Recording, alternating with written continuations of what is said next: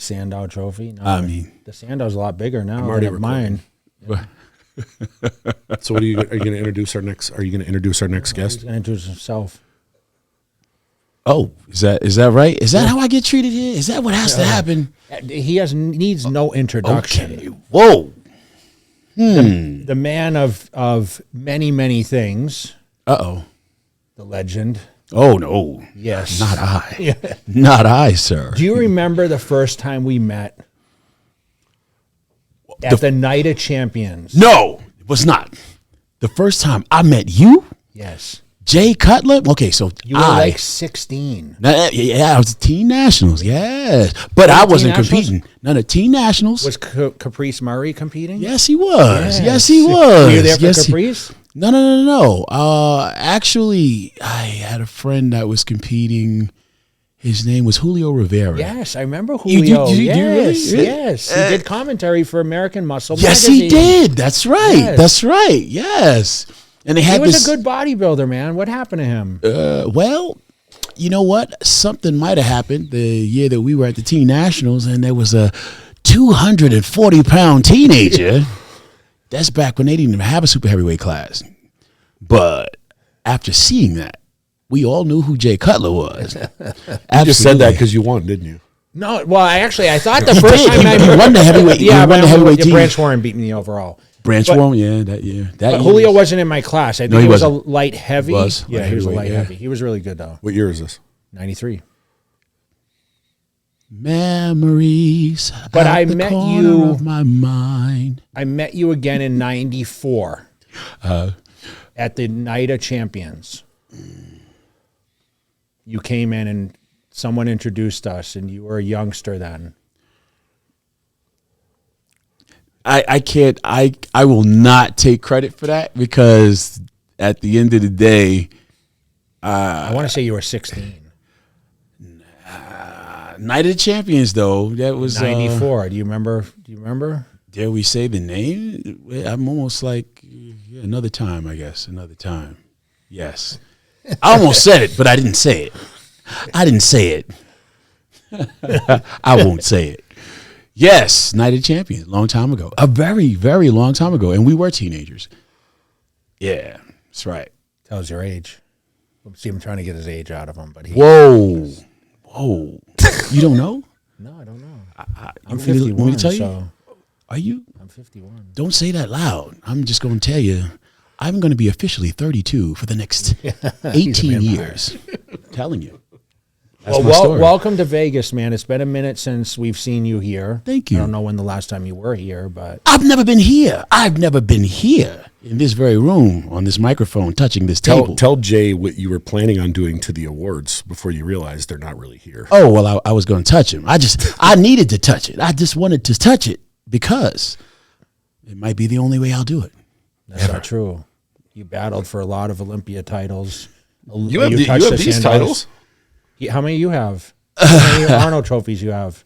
You know, 3 or 4? Like 5, right? 3 in Ohio. You get 3 in Ohio or 2? And then you got Brazil 3, and Australia. yeah, one year they actually launched that whole experience where they were doing an Arnold Classic on every continent. And you did every one? Nah, I was fortunate enough to probably get through You did 3 of them. 3, I think 3. They had South Africa then, and I remember the one. I don't know if that was the year that they did the Hong Kong show. They did it 1 year because I remember they made Cedric go appear 2 weeks before. It was 2 weeks before the Olympia, but I think that was 17 maybe. What was your first? Arnold Classic? Yeah, that you won. Was it 09? Wow, I am like really impressed, Jay. I'm just yeah, I believe so. I believe it was 2009. Is that your first one? You won the first one you did? No, that was the first one that I got a chance to walk away feeling like I was seen. But prior to that, yeah, I was there the first year. My first year, I think I placed 3rd. But that was the first time I got a chance to see backstage Jay Cutler wearing the business suit. Yeah, stylish. I didn't even know they made suits that big. That was like a tent. You still fit in my old suits. I should have gave them to you. I gave them to charity, but I should have gave them to you. Why are you so big, man? Why am I so big? Yeah. I'm not big. Are you kidding me? Stop when you it. came in. Yes. Thank you. You're still 300. Thank you. Actually, no. I'm Close. 280s. No, Okay. 280s. That's still big. But it's very different. The composition is different. It's different now. I just saw you guest pose recently. Are you sure, Jay? Nah, I didn't guest pose recently. Not me. I'm working. I'm working. I'm working on doing a few things, but I never retired. I never did. retired. I never did either. Does that mean you're making a comeback? No, but I never officially retired. That's right. I You want to do you guys both want to retire here right now? In 2013 was my last. I know you were battling Mr. Heath. Oh boy, man. 2013, but that was my last. I walked away, but I didn't actually. So do you officially think retire. right now you should make an official retirement on this podcast with Kai? Or do you not? I'm officially retired, Kai Greene, from professional bodybuilding. Not from the stage. I'm still going to make time on the stage. Well, you have to. You're an amazing ambassador for the industry and everyone. Even today, I have an opportunity being here because of you. So yeah, that give back is what you're supposed to do at this time, and that definitely is worthy of the respect. I can't say that I'm retired. I can't say that. Sounds like a comeback. This is a great soundbite. Give me a reason why you think the ability and the thought process, or should say, what steered you away from retiring? Because it's been a big question mark. Everyone every year you posted things and you teased it for a while on a comeback to the Olympia. And I kind of led into this with the Arnold Classic because we have this thing in bodybuilding where we think about the most prestigious contest, and that's the Olympia. It's been elusive for you. I mean, you've been knocking at that door a lot of times. Maybe this is an opportunity for you to think. I'm going to ask you, I'm going to put you on the spot, and I'm going to ask you, what year did you think you won the Mr. Olympia? And that could be several occasions, but I know you can tell me at least one year that you thought you could have, should have. I can tell you the first time I thought I should have was 01, and I lost to Coleman. And I was ahead by 6 in the prejudging. But, Phil was on this podcast, and we talked about the Arnold Classic in 2010. And he was ahead in the prejudging, and then you came back at the night show and swallowed up some points to overtake him for a victory there. So you have to have a recollection of when maybe the Olympia was in your pocket and escaped. I think it can be a very difficult thing for an athlete to say with certainty, and to be able to say it beyond my own feelings, still reserving the right to be subjective.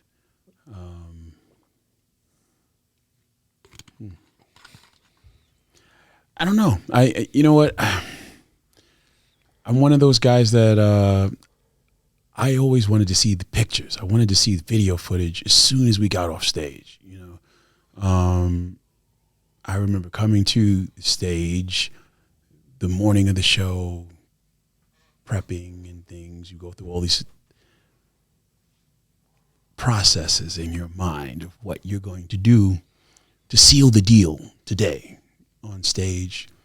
But as soon as I got off stage after prejudging, I always wanted to see footage, real-time footage. I wanted to see comparisons, not just myself, when I thought that I looked good, but I wanted to see the comparisons with the other athletes,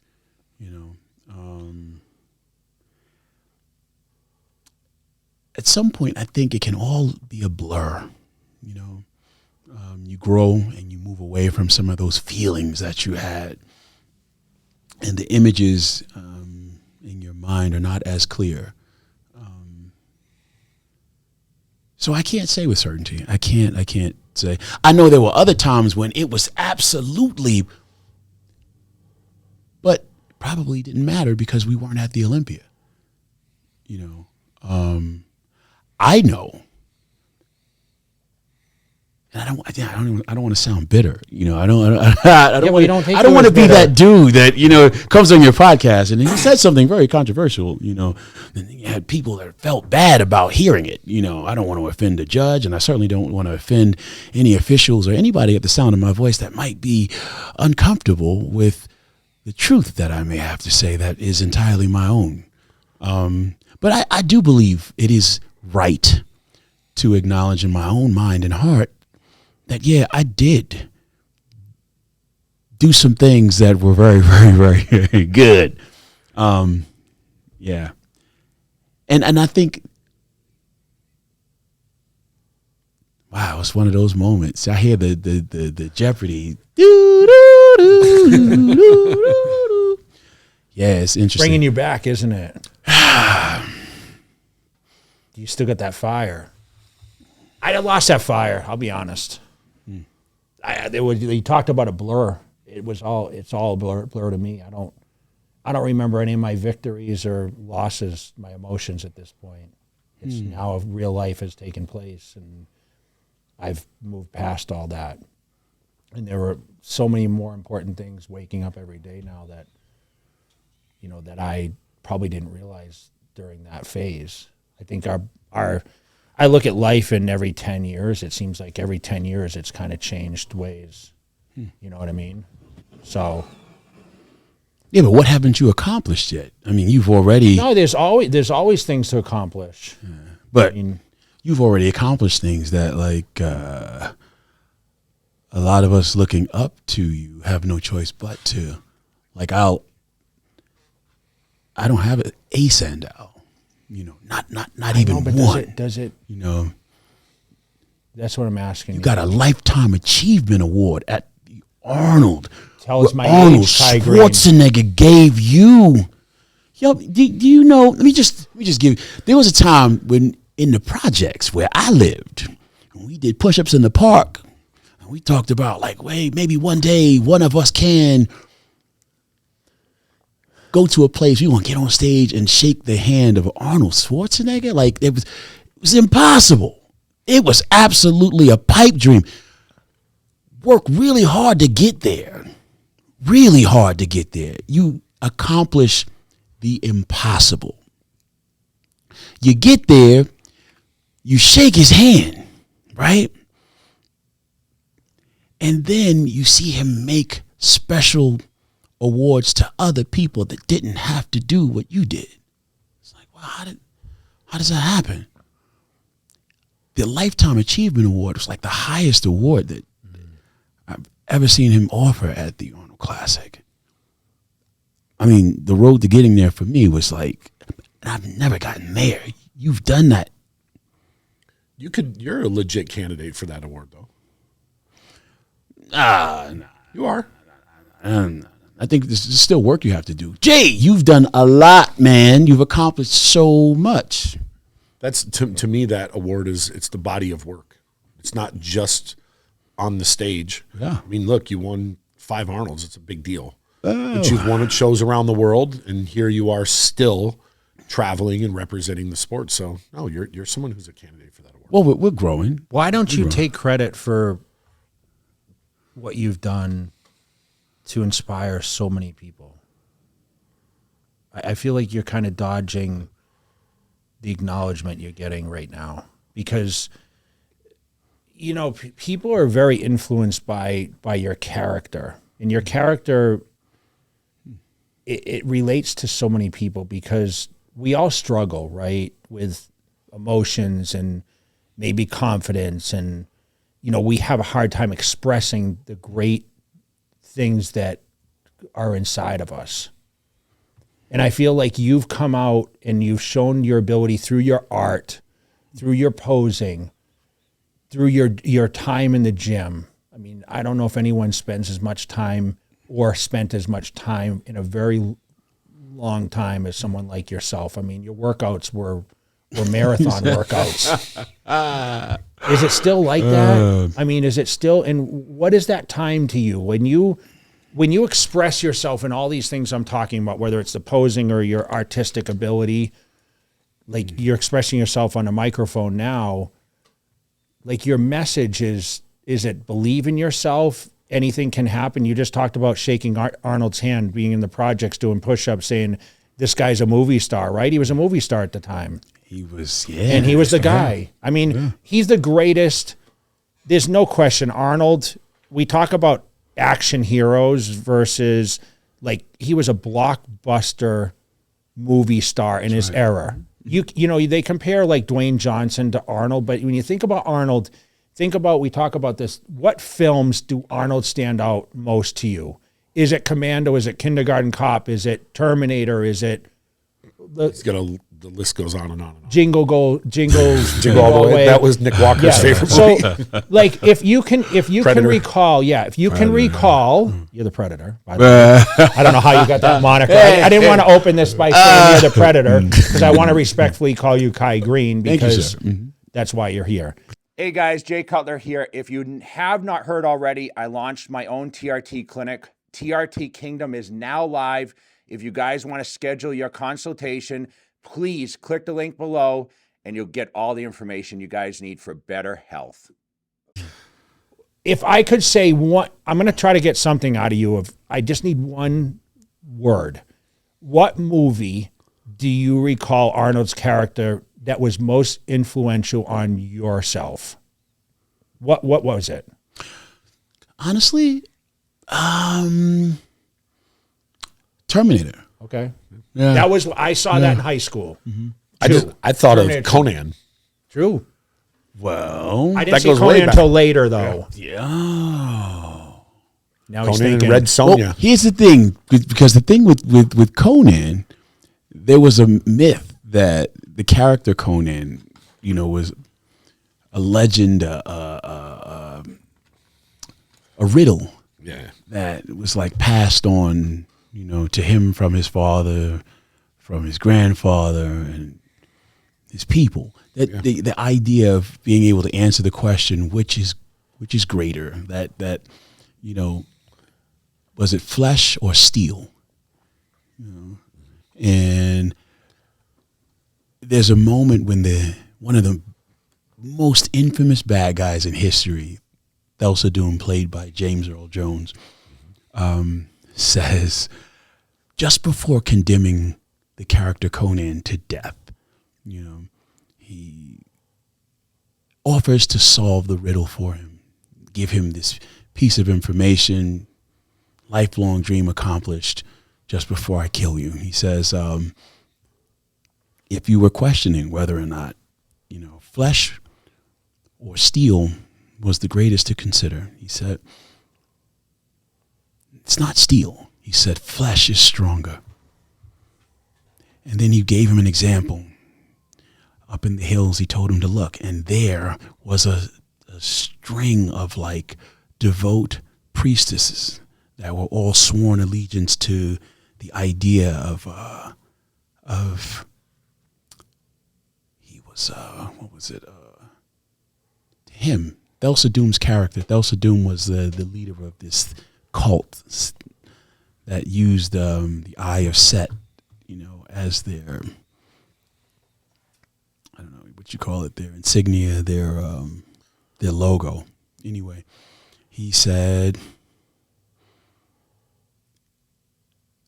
"Come to me, my child." He called to one of them, and the first one, she leaps and falls more than 100 feet to her death. And soon as she died, he turned around and looked back at Conan and said, "You see, flesh is stronger.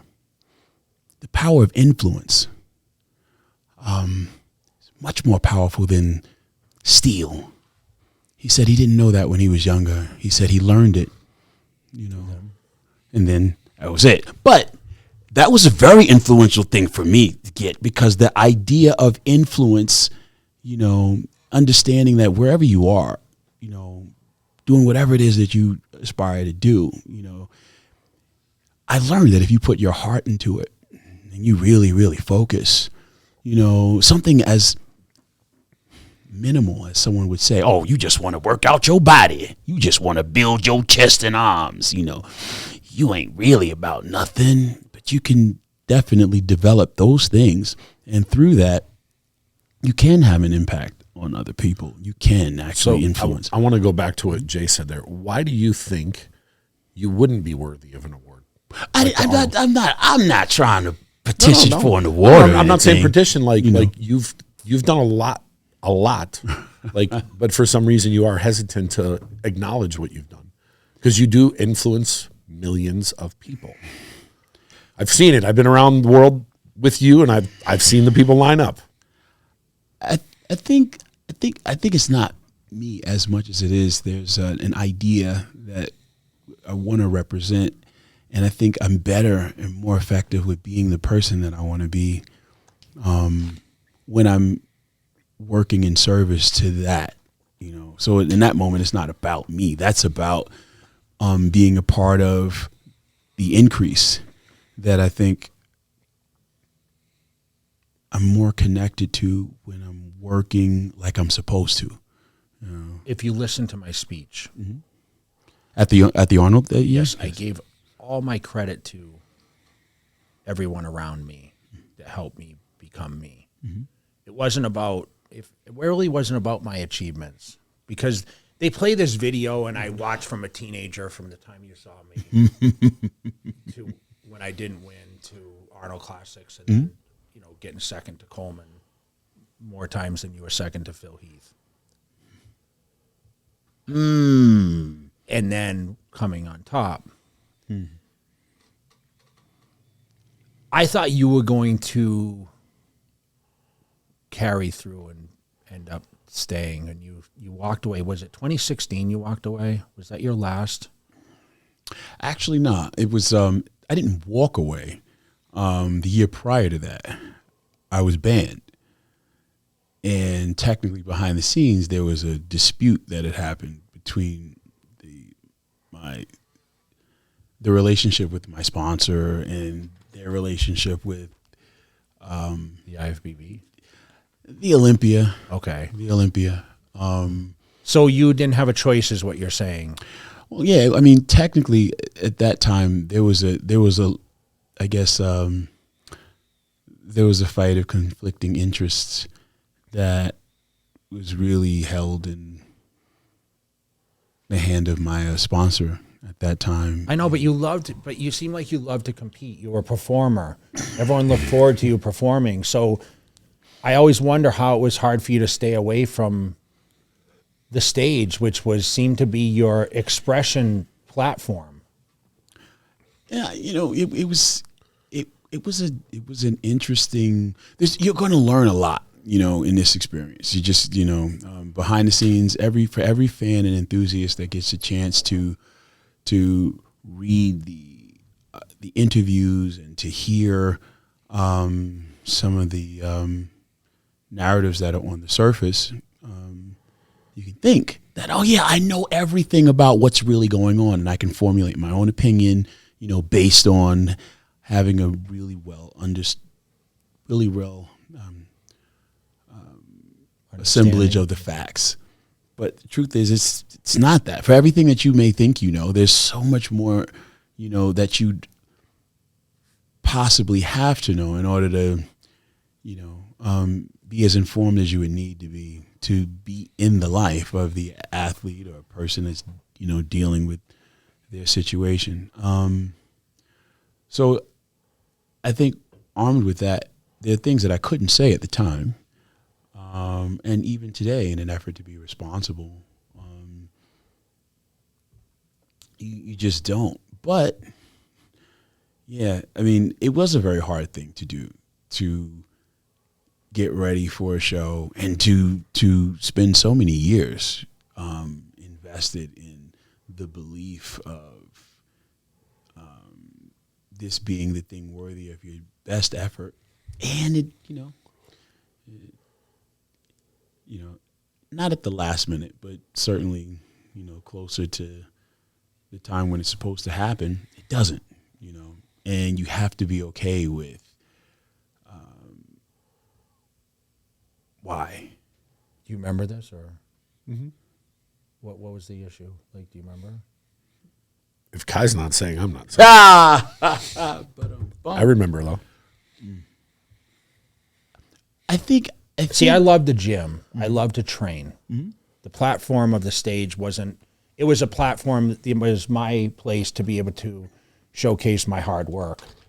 But I didn't chase the stage like it was like I had to get on stage. It was only to take me to the place where I had the ability to obviously inspire, build my network, be seen. It was, because listen, people don't see us every day in the gym. I just asked you where are you training? Like, I don't see where you're at, right? So when you stay hidden away and then and you train in these sweatshirts, and I know you're big under that sweatshirt right now. We know what you're doing. I mean, we just saw your physique a few months ago, so I know you're still hard at work.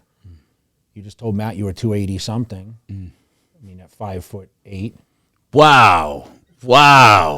Okay. Are you 5'8"? Okay. And 280 something? Are you shorter? No. I was like, wow, what are you giving? What are you really 5'6"? No. Right. Yeah. No, I am 5'8". I got some work to do. I still train. I definitely Train? Come on, man. Just tell us you're still killing it.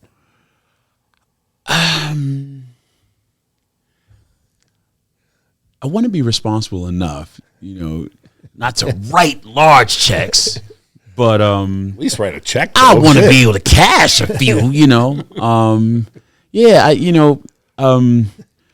I'm fortunate enough to be able to be at a place in my life where I'm able to be healthy and I'm able to approach my thoughts about my training and still able to consider believing my career not to be over. Are you doing 5 He finally just said it. He just said it. Okay, he just said it. He said his Career's career's not over. over yet. Are you still doing 5-plate bench presses every week? Wow. Now 5 plates is a very tall order to ask. It's kind of scary. No. Yeah, I'll ask the camera guy. Uh-oh. Where's the footage? We're gonna bleed this footage on. 5 plates is He's a bench guy. He benches with his brute force. He doesn't think about what muscles it works. I'm just trying to remove stress. You know what happens? Big, heavy guys, they just like to push a lot. You get where I'm going with this? Yeah, I get you. Yeah, but I'm not strong anymore. He's just a big, heavy guy, No, I'm just a big fat guy. Whoa. Shots being fired. Jay's just upset because he can't do more than a plate and a 10 on each side. But how are you doing it? Like, I did a plate and 2 10s on the side yesterday. For You 12. know what's crazy? Milos and I went and did a plate the other day with this certain angle, and you lock it this. After 10, you were like dead. It was really Because really he actually hard. used his chest instead of the triceps. yeah, front delt. Yeah. Hey man, bench press about moving that weight.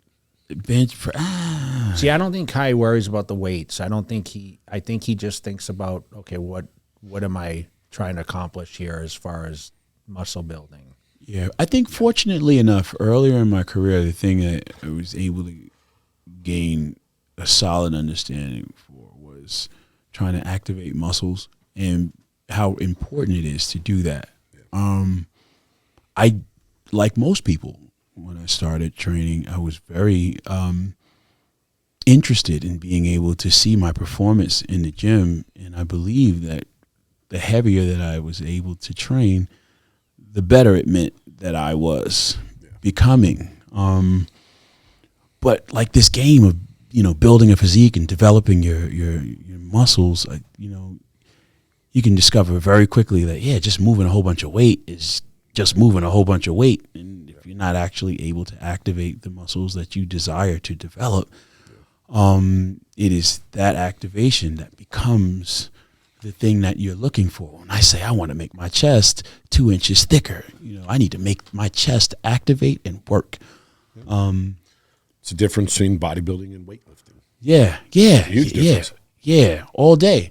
I think that, if we talk about influencing, we talk about, reaching out to the younger aspiring champions that are developing, or even the weekend warrior that's, tuning into the podcast and thinking about, hey, well, what should I be concerned about? I want to move a lot of weight too, and it's like, well, the weight I believe will come, you will progressively get stronger, provided you work and think in a specific way. One thing that's not certain is you might not activate the muscles that you want and stimulate those muscles to grow if you're not getting them activated, if you're not using them as the primary mover. I think that's the reason why I think the posing aspect is so important to an up and coming athlete, a champion. Like, sometimes we just start moving weight and not think about how to connect with my chest or connect with the desired muscles that we're trying to work. And I think the posing becomes a sculpting tool, because through doing it, learning how to stand up, opening up your scapula, abducting your scapula, talking about through that, gaining access to your lats and making your lats contract, that in itself was one of those things that would help you improve your back, in spades, your rear lat spread, your front double bicep, Yeah, you had great movement to be able to really make your muscles expand. Do you see anyone today with posing that is like, you're like, wow, or you're impressed? I think there's a lot of talent coming up. Who do you like? Who do you like? Let's go down. You like Samson? You like how Samson's able to make that big physique flow like that? What he's doing is extremely difficult to do. Yes. Being that big. What about Andrew Jack doing the splits? I met Andrew Jack years ago when he was an influencer, and actually, you know what? He had just so weird. I don't even want to say this story because I think I would just play myself. Say it. I didn't know. He just didn't know. I did not know. Well, he wasn't known. Right. But that's the thing. You can spend so much time thinking like, hey, I want to be encouraging. I want to be this. I want to be that. I want to be able to speak positively to those people. Don't put your foot in your mouth. No. I did. And that's kind of how, why? What did you say? That's the thing.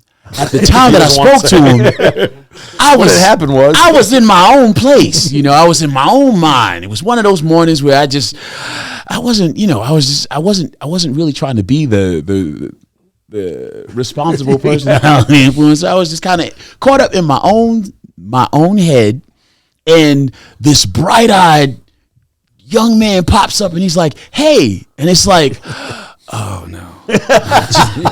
Nah, I don't. Not today. I don't know. And he's like, he was hopeful. He was like, hey, I'm excited. I'm this. And it was like, it can take your soul. Run. It was like, yeah, all right. Well, I'm gonna keep on working. I'd like to turn pro, and I'm gonna do some really awesome things. And I remember being like, run now. That's how I felt, So he caught you on a bad day. Caught me on a terrible day. And you weren't really, bodybuilding is the most fantastic thing ever. I was in one of those moments where it was like, man. Take up golf. Yeah, yeah. Hey, bro, I'm going to just help you out. Let me just point you in the right direction, because I want to be responsible with what I say. So now what did you really say? Just tell us. What I said was not what I should have said. It certainly wasn't anything that embraced the fact Being that a professional bodybuilder. right after that, Yeah. this dude turned pro. Remember, he turned pro in another place. Well, no, then he turned pro at the Arnold Classic Amateur. Yes. He swept through his next Everything. Won Everything. both two first pro shows. Christ. It was like, oh. Did I tell you they would take your soul? It'll take your soul. You'll lose your soul. Like, he's hugely successful. He's front running for this Arnold Classic coming up in 2 weeks. But see, a physique like his, he's always a front runner. He's not someone to He's got sleep a lot with. of tools. Yeah. Are you like me? There are times when I see some athletes coming up and it's like, God damn, if I had what you, man, I'd have been Mr. Olympia 4-5 times. Didn't matter who was going to be there. Brother, you got it. But you never said it. We sat on this podcast for the first time he qualified and said he may win this the first time out. Be the first one that could win his Because he rookie had year. those tools to do so. Yeah. Yeah. Well, he had amazing tools the first time I saw him. I just couldn't. And he didn't compete. Well, he wasn't competing. He had no competitive experience. He was training with Larry Wheels. I saw this guy and I'm thinking like, man, you know what? I don't know. And then, I don't even want to say it. It was like, I don't know, man. It'll take your soul. Obviously, you're impressed with him, Samson. I mean, how can you not be impressed with him? I'd be a hater if I wasn't. You know what I mean? I would just be a hater if I wasn't. So looking at the guys, how they pose now, what got you into just the routines that you had? Like what made you want to be different than everybody else? Because obviously, I remember Phil saying he would stand up and cheer for you in the back when you did your Dirty Diana routine. When you That's climbed a lie. up, I believe when you that's a climbed lie. up the banisters in the back of the Arnold stage, what were you thinking?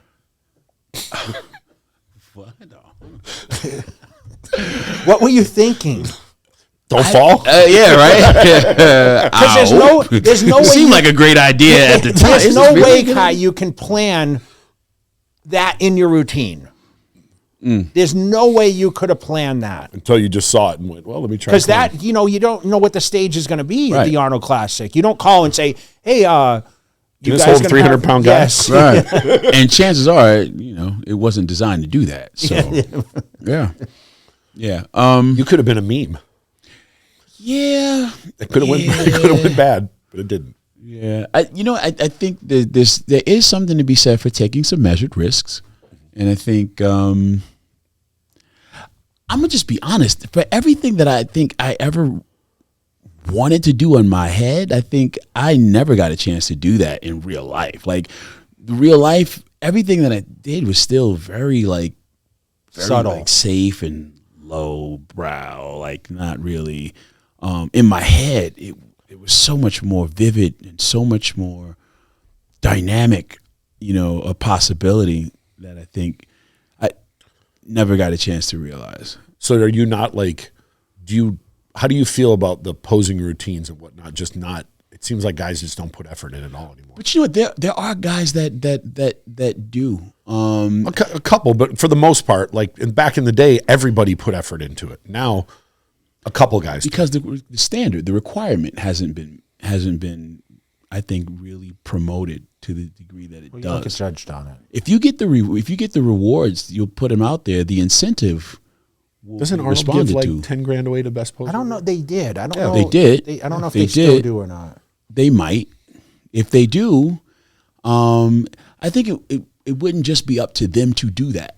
Because what I learned was when you were actually working to be considered in a posing award like that category, it wasn't just what you did at the show. Back then, you had to start doing things at other shows leading up to that show that allowed the message to be sent out that, hey, man, You're a contender. I want to be considered as a contender for something like that. Otherwise, what would happen is you'd go to a show, and maybe for this show, you worked a little bit harder on your posing, but, with all the prep for your diet and your in the things that are the constant, safe mandatories that we'll do, a lot of times what will happen is when you're backstage at the show, nobody is back there with you that says, okay, stop. Now think about your performance. Get in the head and the mind of being the performer. Nobody says that. Backstage, when you hear it, even if you were working with this expectation of, okay, I want to be good. I want to do a really good routine. Okay, I'm going to watch these videos of this and that. I'm going to put this together, and I'm going to really hone my skill to present an awesome posing routine. When you're backstage, listen for your numbers. Everything about that experience is not catering to, all right, find your space, find your moment. I want you to get out there and I want you to remember these things. Like if you don't develop that internally for yourself to support you before you get there, then it won't be a something that you'll have available to you to pull it out when you need to, when it counts. So if you're not taking a dance class, if you're not learning how to count, if you're not listening to the beat and finding your rhythm and finding your flow within that, if you're not practicing that, then what happens is you do your check-ins with your coach. I do my check-in, I take off my shirt, I do my most muscular, my abdominal shot, and then, okay, I'm good. We do a shot from the back, okay, I'm good. And it's like, no, like if you're gonna develop your skill as a performer and the awareness of being able to use your instrument, your body, then you're gonna have to be really working at that to do that. So your training that you're doing is not just, okay, well, I had 12 sets to do, 20 working sets for the larger body part, and 12 working sets for the smaller body parts to grow. Your training actually becomes more than that, where you're actually tensing and flexing and trying to work on transitions and listening to music and working it out, watching tons of old posing from athletes, like Milo Sarsha. I got a chance recently to just review some old stuff. You ever see like some of these older physiques another time, if they were competing now, like, wow, this would do really well now. This would like kill a whole category of competition. That sometimes. Yeah, what do you mean? With the old school versus new school. Now there are some. I mean, sometimes sometimes things are separate for a reason. Joe Louis was not supposed to, be in a ring with a Mike Tyson. You know what I mean? In his prime. Yeah, I hate to compare eras, though. Yeah, it's giving credit to the former, right? The former bodies versus some new bodies. I mean, they would still be competitive. I think, look at Sergio Oliva, Sr. He would have been very competitive in eras. Yeah, but for the time that he was way ahead of his time. He was like light years ahead of, like, how did you even? Remember, he beat Arnold, and he was very questionable. Back then they had single people in the contest too. Arnold won or two Olympias by himself. That's right, unopposed. And so did Sergio Sr. Mm-hmm. Nobody showed up. Said, I'll just kindly step aside. Yeah, and wait. Of course. Yeah, I get you. Like that. Go ahead. No, go ahead. I'm listening. I was going to say 2014 was the year that you and Phil had your infamous almost tussle on stage. What went down with that? He doesn't recall it. And what do you remember about it? What do I remember? Because all you hear is people talking about it, but it's not you. It's them saying, guess what happened? You were there. Things can be so blurry sometimes. I'll tell you what. You were frustrated. You were tired of Phil being like, okay, he's coming to win this. I got the same way with Coleman. I just didn't flip my hair on stage and smack him in the face. Wow. Did you mean to do it, though? I don't know if you meant to do it. I think it just happened. I think at the time,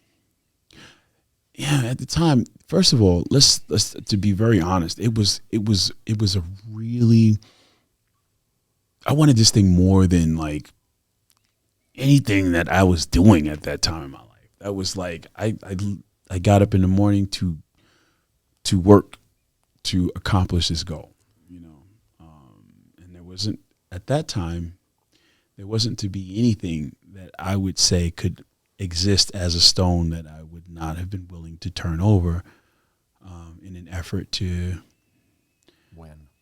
Yeah, I mean, but see, understanding what your picture of winning looks like sometimes has to grow. I just want to say before, okay, 2010, what did you finish? What did you finish in 2010?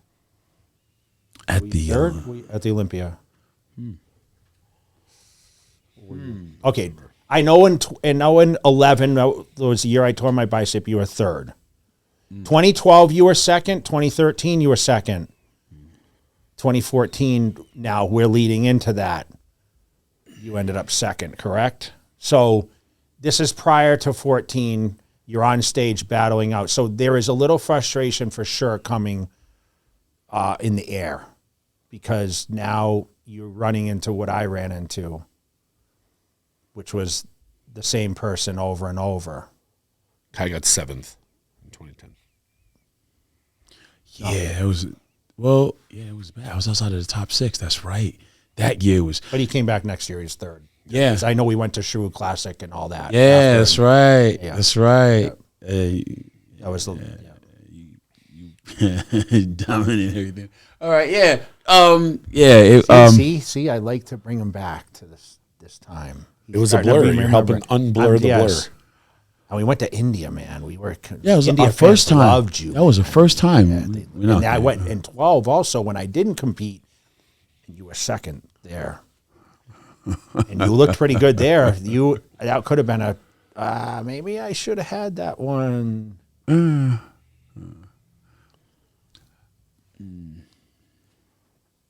Got your wheels turning a little bit, don't I? Honestly, you know, we always want to be, you know, I got your wheels turning a little bit, don't I? We don't have to be respectful in life. We do. I know. Yeah, no, it's your nature. We want to be responsible. So there's some times when I really did think that this was the moment, you know, and the only thing that you could do is to do everything that you can do, you know. And I think when you're like that, everything that I can do, you know, you almost, you know, can heighten this feeling of anxiety in your own head, in your own heart, and it starts to sit in your breath, and it becomes this thing that's sitting in your chest, and you're talking through your teeth almost, you know. And you know, everything that you can do is what you're gonna do right now, because this counts now, not 4 minutes ago, not 30 seconds ago, right now. And to be there in the moment when everything is on the line.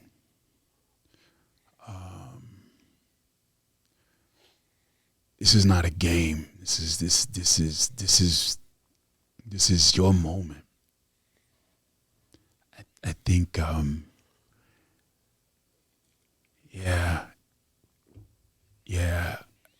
it can feel like fury that's really hard to control.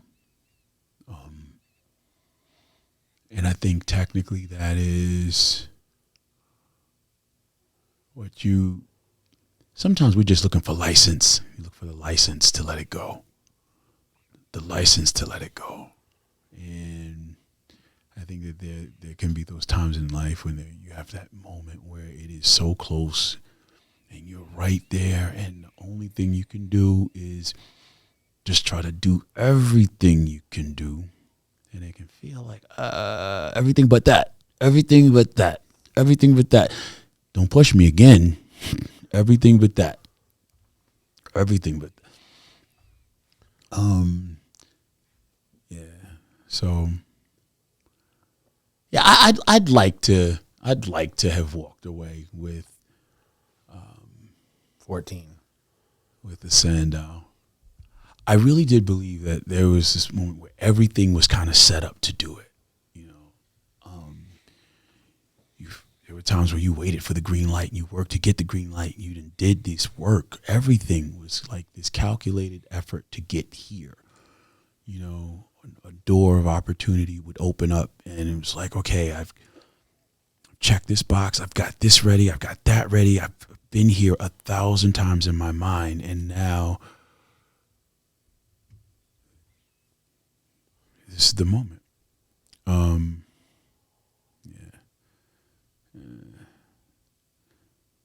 Yeah, it was one of those moments where you definitely thought you had it, and it was real, and it didn't happen. Not the way you were expecting it to. And they said later it was something else. So hey, I didn't know. Who knew? And then like you'll never know. You know. Think about it, the first time you get ready, you get on stage and you and the judge tells you, hey man, look, if you'd have came out in the prejudging, the way you looked at that night show, man, because you were drier, you were harder, you were crisper, your muscles were popping. It was like, man, if you do that next year, man, you know what? You might just be. But in your mind, when you hear that, you're like, okay, watch this shit. You don't go back into the off season the same way I'm going to relax and I'm just going to let my body heal. You're like, nah, man, this is it. Next time, you will not say that to me. You will not say that to me. I will work and I will keep working. And you be ready for the show 16 weeks. You still ready. Like, what? Quarter turn to the right. That's all I want you to say to me. Quarter turn to the right. Yeah. But you're working, and you're ready to keep working. I don't know. I feel like now some things are hard to let go. Some things are very hard to let go. And when I'm reminded of certain moments, like we just brought this up, that's when it's harder for me. Like I don't think about things, and I don't accept accolades well. He can attest to that. Like when I was chosen for the Lifetime Achievement Award, Kai, I said, why me? I said, why me? Same thing you're sitting here saying. Because you know what? When you live in those shoes, you know, and obviously Matt reminds me a lot, you know, hey, you know, you've done this or you've done that. Because to me, it's just like life. I mean, you just wake up and it's routine, right? And, you know, you just, sometimes we are leveled up above certain people, but you know, there's also moments in our life that maybe behind closed doors there's levels down. We all go through ups and downs of relationships and family and, you know, tragedy in our lives. And, you know, we all know about, you know, the story of Kai Greene, you know, maybe not coming from a place where, you know, you had to struggle in order to become who you are. And I think that, you know, sometimes like you express yourself in a way that it gravitates people towards you because you've taken the best of all your situations and made the best out of them. And I feel like you had a special place in the bodybuilding arenas on stage. People enjoyed your competition, your competitive nature, your ability to showcase yourself.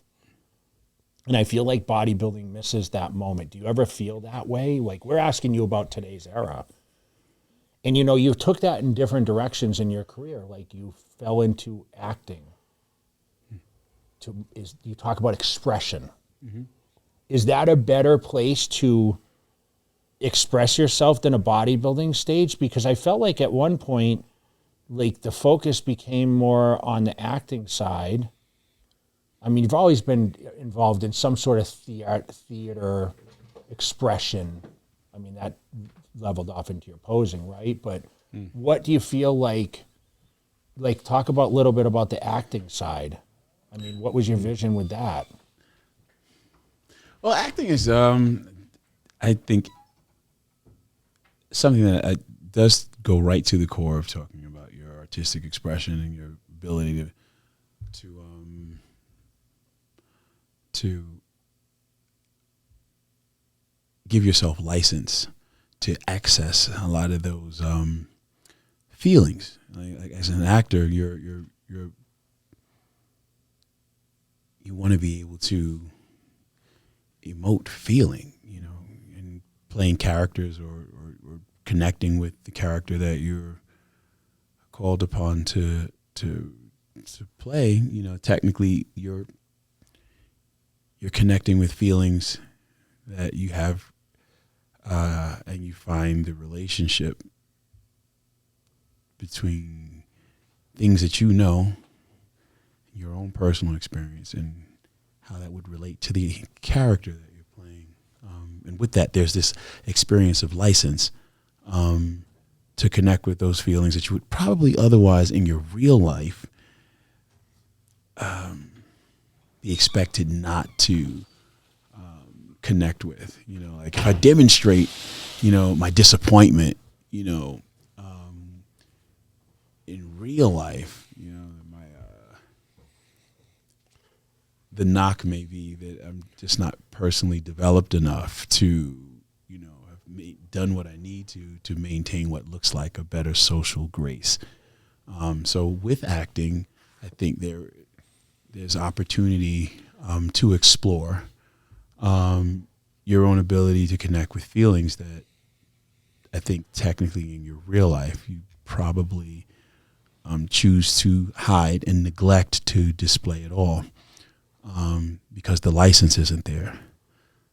So I can recall taking some acting classes in this place in Manhattan, right during the time that we were filming Generation Iron 2, I think.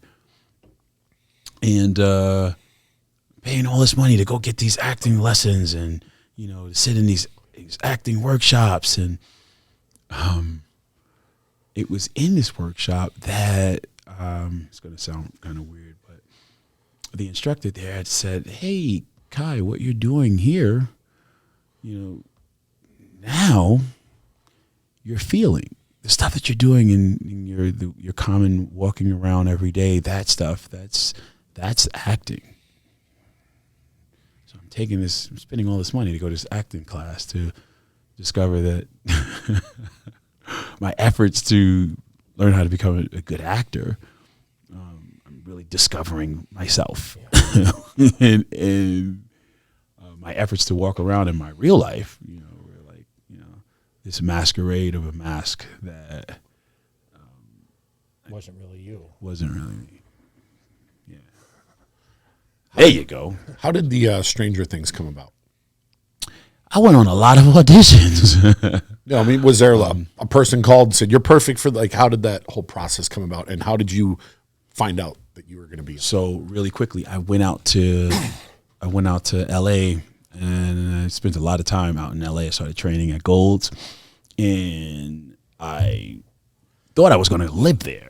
I was going to live the bodybuilding Hollywood? dream. Oh, I thought you were going to be a Hollywood star. Well, I didn't say Hollywood star, but I moved out to Gold's, and I moved out to LA, and I was training at Gold's, and there was a time. Where were you living at the time? What city? Well, I lived in New York, but No, I like moved. Where in LA? Right. Venice? Or? Venice, yeah. Okay, In Venice. Yeah, I went, yeah. So I moved out there, and, I got a place. I'm doing this thing. I borrowed, I got a pay advance from Steve Blackman, right? Really. To take a shot at it. Yeah. I took I think he gave me a pay advance of 3 months. With my publishing deal that I had with Muscular Development Magazine. No, yeah, right. There you go. Yes, a nice I'm check. receiving that. Thank you. Thanks for the advance. I'm There disappearing. you go. Overseas. Yeah, I got there focusing on getting me. I think I actually started training for like a major competition. I think it probably was the Arnold Classic. It was probably the first Arnold Classic that I think we were able to. This was the year after Dexter Jackson and Phil Heath both had placed above me at the Arnold Classic that year. Oh, okay. So my first Arnold Classic, I think I came there. I took third. The next year, Victor Martinez had come back after 2007. So, oh wait. And everyone at the time was in the sport. We're like, okay, well, this was Victor Martinez's show to win. So when going into the second, He won 07. The Arnold. Yeah, and then he came to the Olympia, got second to me controversially, and then Controversially. Dexter won in 08 because remember he won the Olympia in 08 the same year. Yeah.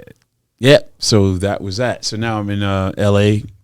and I started to tell you the story because it was something that I wanted. Because you were chasing acting. We were asking how Stranger Things came about. So I'm out in L.A. Thank you, Jay. I'm in L.A. and I'm training for. I took out this huge advance for muscular development, my publishing, and I'm living this bodybuilding dream. I'm training, getting ready for the biggest competition of my career, and I'd finished my training and everything for the day, and I'm about to leave the gym. And back then, the cameras and the people arrived from muscular development, and they were like, "Hey, so we need to get training footage and this and that. We're going to film you every day." And it was like, what? Yeah, Steve Blackman said that we're going to maximize this opportunity. It was his son that was there. No, this was. Oh, okay. This was back when. It was Jordan wasn't there doing the filming. Nah, He this didn't was live before. there yet? Okay, Yeah, okay. this was. Remember Bill Comstock? Yeah, of course. Yeah. So he had his crew. Yeah, and here we go. It was time to. You mean I have to? Yeah, you have to work. Oh, okay. Well, I already finished my training for the day. We're like, well.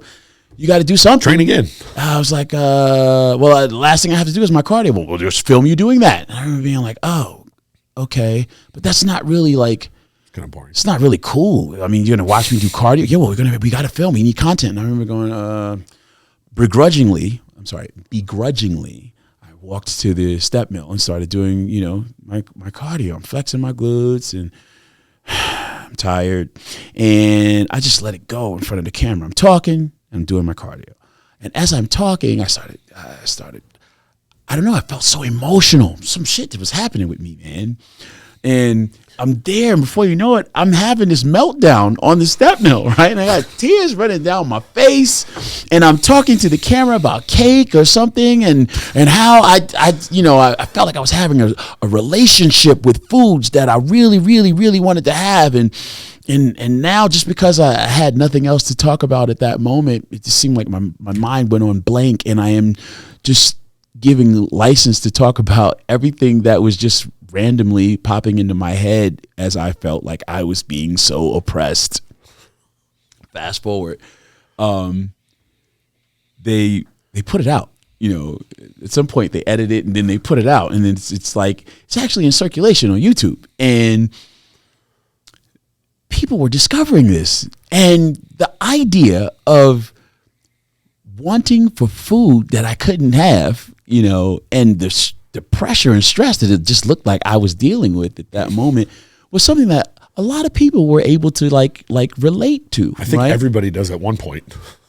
Well, with saying that, there was a woman that had started getting ready for her first fitness journey, and she did her 6-week transformation, and she was now getting ready for her first bodybuilding show. She was doing figure, or might have been bikini, and her sister was trying to support her with this effort. So, she'd kind of get up with her, and in the morning they would kind of like eat their oatmeal and kind of watch like things to encourage them to continue on this journey. She found this video of Kai Greene there crying on doing Kai Greene meltdown. Kai Greene meltdown on the step mill. I know why he was melting down. Because he got this pay advance as like The 500K? well, no, he was chasing a dream like this. He had all this mindset of like, I'm taking myself out of my element of New York. I'm going to LA to chase this dream. Gosh, thank you so much for advancing me this money. But then they were like, show up there, like, okay, well, you need to shoot extra time now. So he's so frustrated that his mind gets frazzled because when you diet for a show, you're weak in the mind.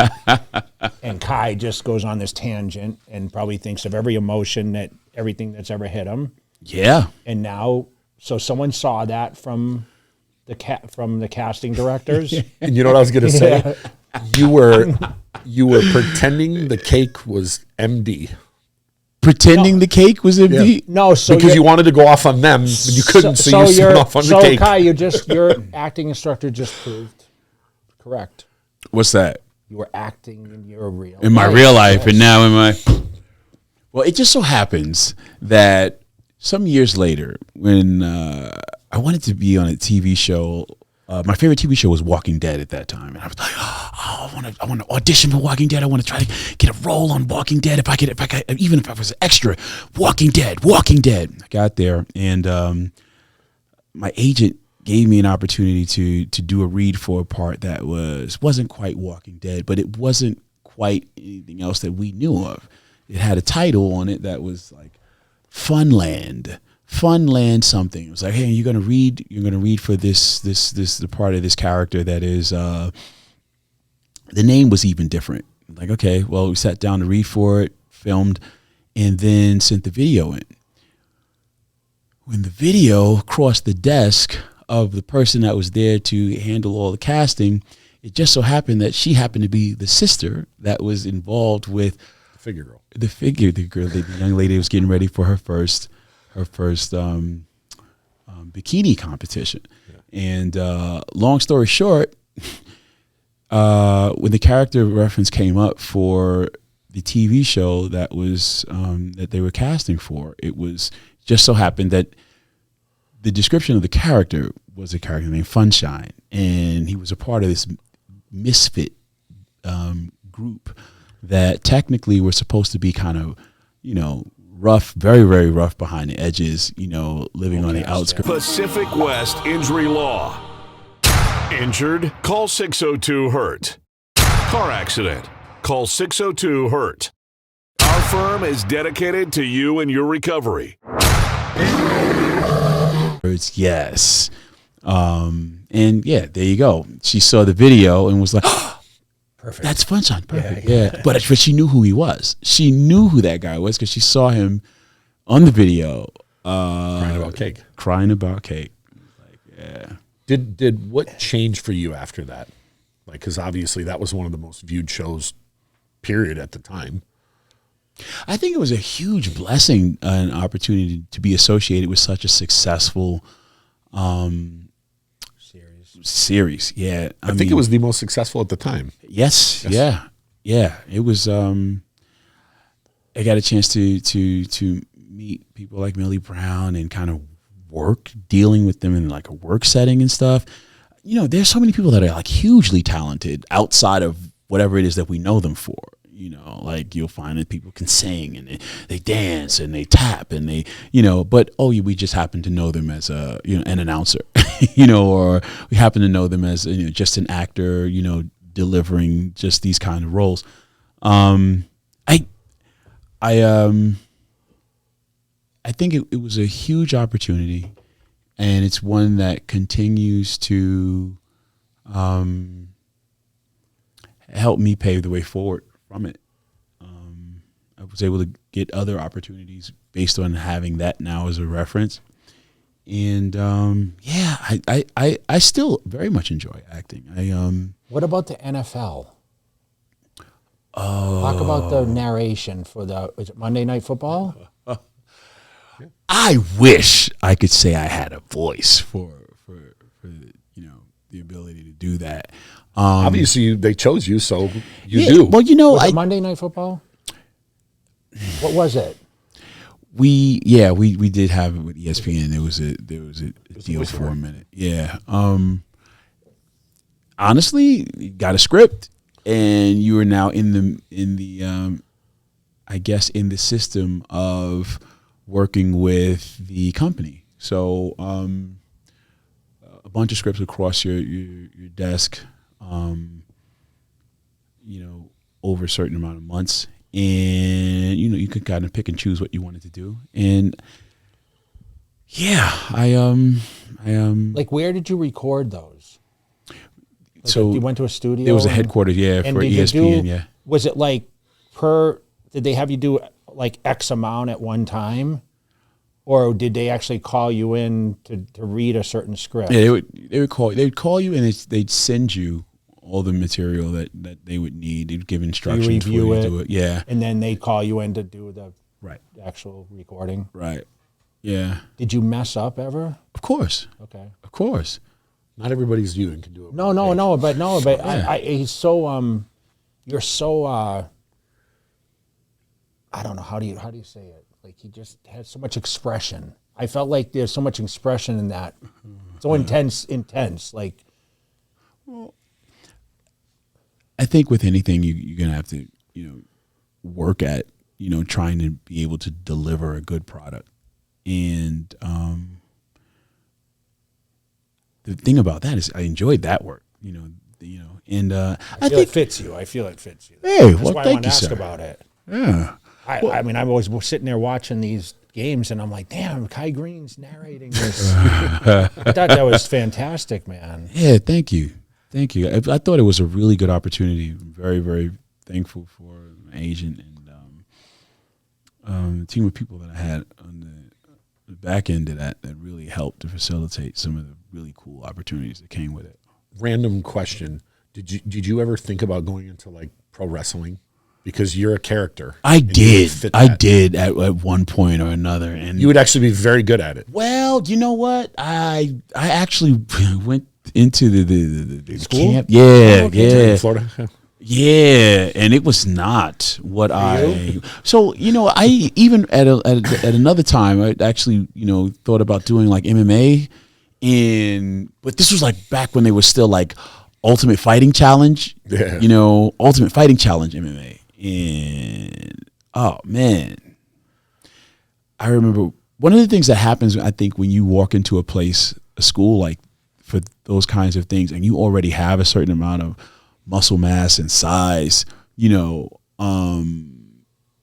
I think learning or being allowed to be able to make mistakes and to be treated as a person that was at your underdeveloped skill level, a lot of times to be seen as a person that was underdeveloped in your skill and training, and for people to have the patience to work with you as it would require to do it safely.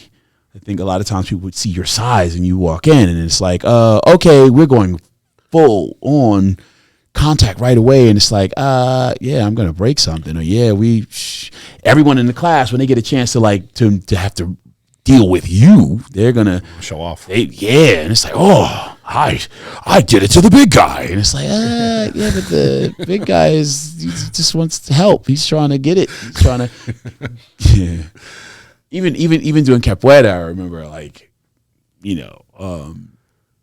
there's some, just the bigger you are, I think, Harder you fall. yeah, and Which that's we don't wanna fall. literally, yeah, and you don't want to fall, particularly if you don't have to, which is why a lot Nobody of wants to get hurt. yeah, and the bigger you are, I think there's a lot more without working with certain fundamentals, which are important to learn. It can be a really tough road to go. So yeah, I didn't do that as well as I'd like to. But I also learned with the pro wrestling, that it is a lot of wear and tear on you. Get the shit kicked out of you. For real. You had to subscribe to taking pain medication, a lot of it at the end of the day. And I thought kind of for myself that if I'm doing this just to kind of go through like the preliminary Early warm-ups, phases, yeah, break falling and trying to just learn how to land properly with the slam. Is that in Orlando or? This was actually in He's in Florida. They had Yeah. them in Tampa and Orlando. yeah. I don't know if they still do. Yeah, it was very for a time in Jacksonville too. I think I It was a lot. It was a lot. When I walked away from that, I thought kind he of could knew. be good at because it's like an acting and Yeah, no, because you're a personality. ability, They yeah. care more about personalities and the physique than the ability. But you have to avoid injury, Yeah. and injury possibilities are very, very high Of all course. the Everyone's time. going to get hurt at some point. Whoa, yeah.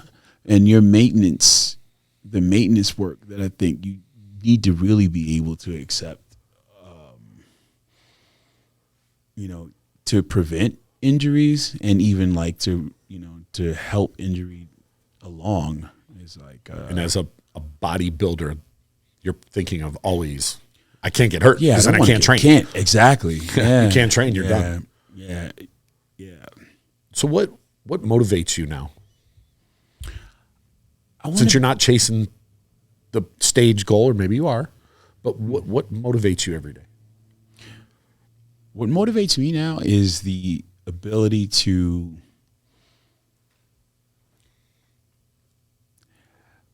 there's a quality of life that I'm working for that I feel I'm in touch with when I'm able to fire on all of my cylinders.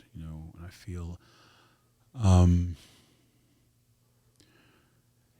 if you don't learn from some of the experiences that you had, as rich and as interestingly colorful as those experiences may have been, if you're not able to turn that into opportunity to speak about growth and development that serves you well, then I feel like it's a waste, and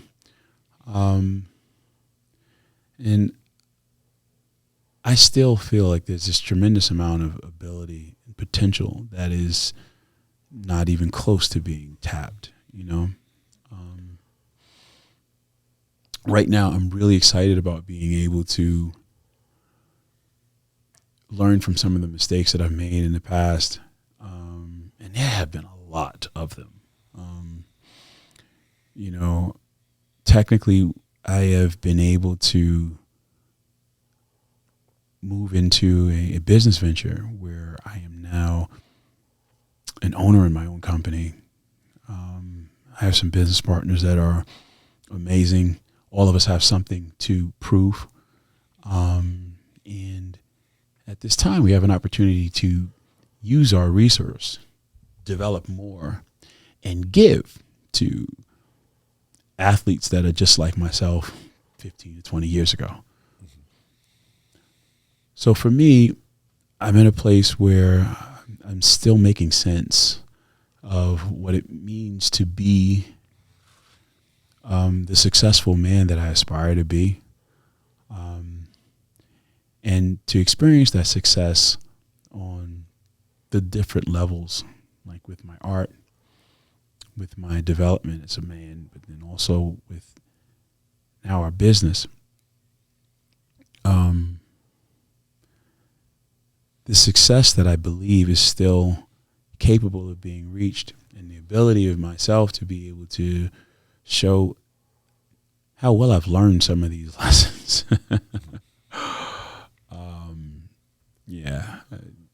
It's kind of a reason why I get up in the morning. Speak more about this business venture, because I'm noticing when you walked in here, you had a different hoodie on that I haven't seen before. Well, hoodies are my thing. I've been a hoodie man all my life. Speak more about this business venture, because this is a new. He said direct. Yeah, we're direct here. Real talk. Pro-Am is my new business, our new company. It's a supplement company. And it's an example of what I believe it looks like to kind of do these things the right way.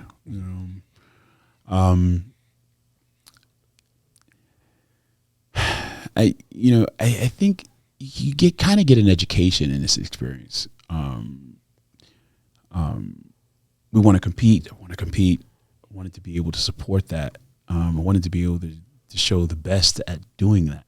I wanted to be able to show myself as the best that I aspired to be, doing that in ways that really meant something to me. And with that success came more opportunity, I think. And now I feel like I'm at another place in my life, an opportunity where I've graduated and I'm able to step forward and partner up with just a really sound resource. We're at a place where we've now been able to put some things together, put some products together, and get them out there. We're going to be at the Arnold Classic. Is this the official launch? Officially, yeah. Does that mean you're going to be at a booth? Well, no, not. I won't just be at a booth. I'm technically, I don't know. You like being at the booth in the past would have meant that you're in the tradition of working as an athlete. That's just, I'm happy to be there in service of my contract. And I'm an athlete that's paid to be there. Technically, I'm at a place in my life and career where I kind of am able to make that step like you, Jay. And, I'm a part of the owning structure of the company. So you're not going to be at a booth. You're going to be at your booth. Small words make a big difference. So I will be at my booth, the Pro-Am booth, at this coming Arnold Classic. What are those dates? Do you know the dates? It's the first weekend of March. 28th to the 2nd. So we're going to be there in full force. Who else is going to be there? Like, who are your partners? Do we know who they are? Yeah, would you know? I don't know. You got Eduardo Okay. Silva? No. Yes. Would they? I think he's right over here.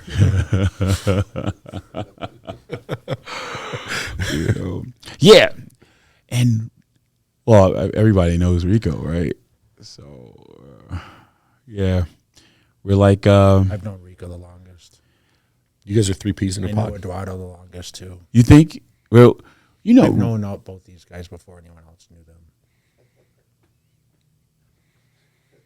I knew Rico when he didn't speak English. Did you? Yeah. How close to being a teen was that? I was 23 when I met Rico. It was in San Antonio, Texas. I was there guest posing for Deshae Ebert. She was the chairperson. She passed away. I was in Texas guest posing. It was my first guest. She booked me immediately after winning the Nationals in '96. So I met Rico. What was he doing there at that time? Rico was selling clothes. Yeah, that's right. That's right.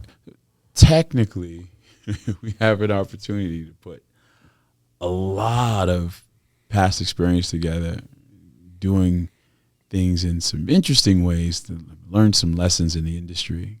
And now we're able to come together and do something really, really good. And show, for me, just how well we've learned, You're going to have full products there so people can, like, samples and stuff or buy We're going to them? have everything. We're going to have pre-workouts. We're going to have protein powders. We're going to have a full line of what we're offering this time around. And we get a chance to do it the right way, a way that I wasn't able to do my first and second attempt at this thing.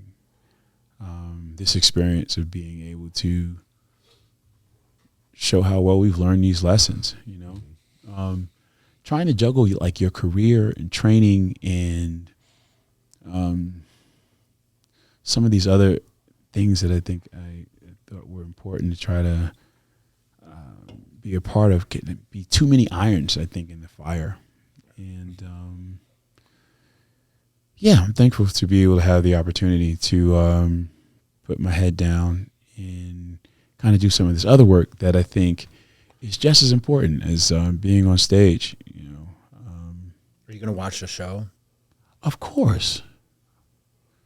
Do you have a favorite? I have a lot of friends in the sport. Good political answer. He's not giving an answer. Well, I mean, the truth is, do you have a favorite? Do you think Samson is in the best driver's seat, being Mr. Olympia? Absolutely. Being second I do. last year? I do. For sure. I think that is his show to lose. But But it's not at the same time something that's said to discourage any of the other athletes or to say anything negative about any other athlete's chances of being able to put their better foot forward and to focus on, and I think it's hard to hear that sometimes. Like, Akeem's made his way up too. He's been doing well on the circuit lately. He's in it too. He's from New York. Yeah. That's a friend of mine. Yeah. He's made a lot of great showings the last few shows. We were saying about discouraging. Obviously, Samson's in the driver's seat, being the reigning Mr. Olympia. But he just beat Derek for the first time 4 or 5 months ago. So Derek should be able to say, "Hey, man, I've beat this guy. I can beat him." And Brandon Curry's in the contest too. Brandon's won 2 Arnolds and the Olympia. Now you're talking about 3 ex-Mr. Olympias competing at the one reigning and 2 past. Yeah. Well, that's the thing. So to be the reigning Mr. Olympia, is an interesting position to be in, right? But one of the things that I think was very easily misinterpreted when I can recall having my exchange with Phil in 14 at the press conference. Oh yeah. The idea of being disrespectful to the reigning champion, I think it's I don't think it was really fair. I think there is no disrespect to the reigning champion. I think if you the reigning Mr. Olympia of the date, if there were another athlete that were working with their own mind to be hopeful and to expect to do their best, and in an effort to declare what they were focusing on with the best that they have to offer, right? Hey, I am working with the expectation to be the athletic champion of this year, and you sign it. You sign the package, you sign the poster, you sign whatever it is as such. You're only declaring what you're working for, what you believe is within the realm of possibility to be for you, but you're bold enough to say it out loud, Someone can interpret that as disrespect to the reigning champion, but I don't believe that is the right way to kind of. Ronnie told me I was smoking crack. I remember that. On That is pay-per-view TV. Yes. So is were that, you? Is that because that's rough. So in today's society, how would people perceive that if that was today? It's 2004, bro. You think people would have their panties in a bunch a lot more today? I can't believe you said you're a crackhead. Called him a crackhead, right? In front of his family, you're so disrespectful. Times are different now, aren't they, my friend? Here's the thing. Ronnie Coleman had the ability, he had the right to say what he was going to say. You're in the right. It's just what he said. You have the right to say what you were going to say. But here's the beautiful part about that to me. When you got on the stage and everything that you guys did after that, you said not only what you had to say with your mouth, but you said it where it counts, with your thoughts and your actions. And eventually, because you did that, guess what happened? We got a chance to see the impossible happen. Until it only took 2 years after that time. I didn't think it was possible. I know. I'm going to be honest. I did not think that was possible. There was a time when we kind of look up to the reigning champion and we say either retire or, you know what, man, I got to fight the impossible dream. When Joe Weider made the Mr. Olympia, I don't believe he was working with the expectation of Mr. Olympia, his champion being dethroned. No. I think the star of the show is the reigning champion, and the expectation with being that is that you are able to do exactly what you're supposed to. You should be challenged. You should be pushed, But if you are the reigning champion, at the end of the day, if you're the hero of this story, the expectation is that you should. I don't think it's disrespectful when everyone's going there for one reason, Well, he to win. signed the posters, Mr. Olympia. Yeah. That was what he's talking about. I signed the poster As what? As 2014? that year, right? That Sean year, did the same thing. that year. Who did? Sean Roden did When? in 18. Oh, 17. Oh, A year. In 18 he won, but he did it in 17. you didn't compete in 17. Nah, I had been ousted. So are you ever going to compete again? There's a very strong possibility. Very strong. It's good. Very strong. If you inserted yourself right now, are you competitive at this Arnold? At this Arnold right now? No, I'm just tomorrow, saying next No, week? I'm saying if Take your clothes off. Yes, yes, No, meaning yes. the physique you have now, if you spent the next year getting ready for battle again, would you be competitive right now with the guys right now? I think with saying that, what needs to be understood though is that there's working with low level expectations of yourself that goes without saying. To answer a question like that, you'd have to be able to say, "Hey, man, absolutely, I do." If you don't believe that you can, then why do it? Yeah, You know what I mean? like, do you watch these shows and look and go, I would win this show? I don't watch shows like that. There's a part of me that really does want to stay in the place of being respectful for the athletes that are still in the throes very much right now of following the discipline, they're already committed and have been committed to doing the work that needs to be respected and appreciated. If you ain't doing the work, then to stand there and still say comfortably, "Yes, I believe that I can and I would," that's not really fair. But Welcome to Fit Club Vegas, the ultimate fitness destination for visitors. Drop in for a day pass and experience our 10,000 square foot fitness playground. At Fit Club, you'll find state-of-the-art equipment and a sound system so good you'll pitch your headphones. Conveniently located 7 to 12 minutes from the Las Vegas Strip, Fit Club is a perfect spot for you to come get your pump while visiting Sin City. So come check us out at 4525 West Hacienda, Las Vegas, Nevada.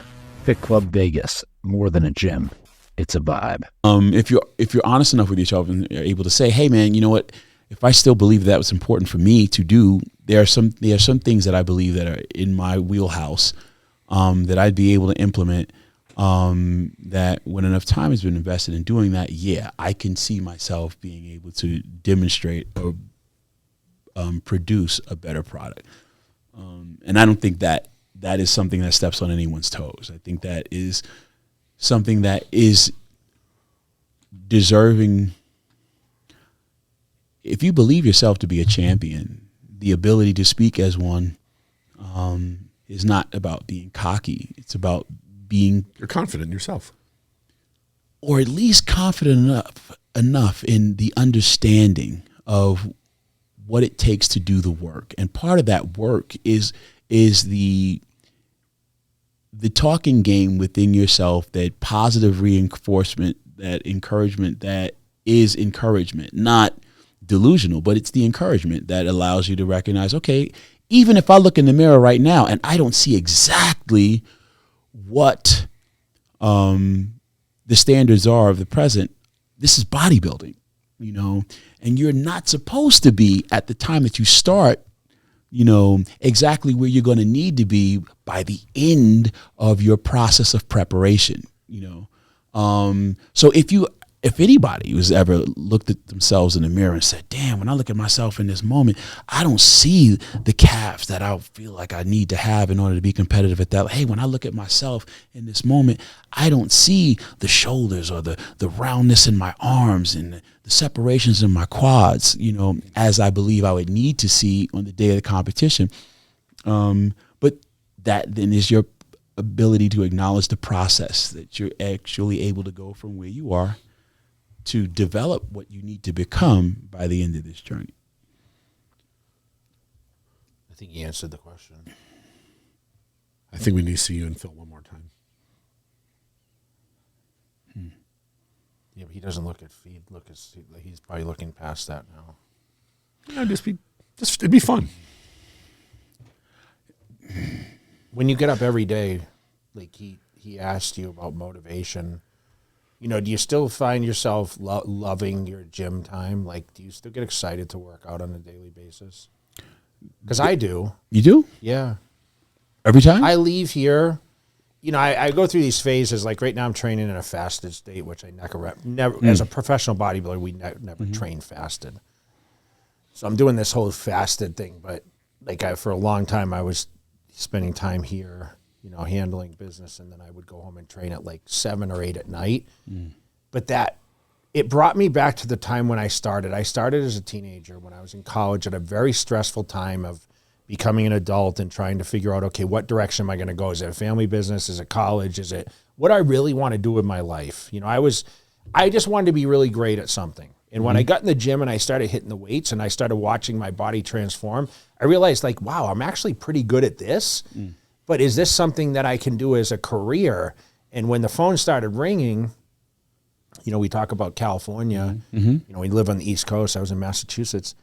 I realized like, wow, like there are people that think that I also am good at this. And that's what I loved about it, but it was a great stress point of my life where I found the gym, and for that 2 hours I spent, I trained from 8 to 10 at night.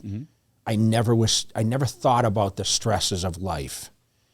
Is it still that journey for you when you go in the gym? What do you think about when you train? Do you ever think about, like, you're talking about being a business owner and like traveling to this place, or, you know, setting up a booth at the Arnold Classic for the first time with a major launch of a company.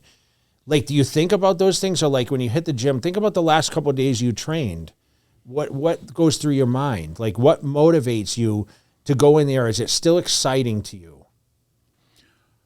I think it varies. I think that there are times when you I never say I hate this. Like when I was competing, getting under that 500-pound squat, I hated it. I'm like, man, I should have golfed. But now I go under the 135, or I bench, you know, whatever I bench. Like, I know he was joking about the weights. I don't feel that way anymore. I do it because it's enjoyable for me. Like now, you know, I'm not really pushing weights, but it's like I like the way I feel. Like I walk out of the gym and I just feel accomplished, and I feel like, okay, some stress has come off my mind. Do you feel that way? No, not at all. I feel like, so here's the thing. There are times when your feelings can betray you, right? So I can have a situation where I got a lot of things on my plate, right? And even when I'm in the gym training, I may not feel the most confident about everything that I'm doing. You know, there are times when I can feel like I'm still critically thinking and trying to troubleshoot my way into trying to make connections with bodies and muscles that are maybe not as responsive or don't feel the same way that they did, 15 years ago. There may be a thing of arthritis in a joint or two that I now have to work around. So the process of working sometimes is just not something that feels good at all. In fact, it may be that I have to be able to concentrate more, because it's not something that in this moment, if I don't concentrate, I might get hurt. If I don't concentrate, I might even just lose my willingness to even try to push through this moment right now, because technically I got another appointment coming up in the next 45 minutes. I only have now to do this. And I still need to train, because I know that training is important for me. And I know that in my process of even just trying to manage putting together the system of what this thing can look like, 3 days from now, 4 days from now, I might have a photo shoot coming up.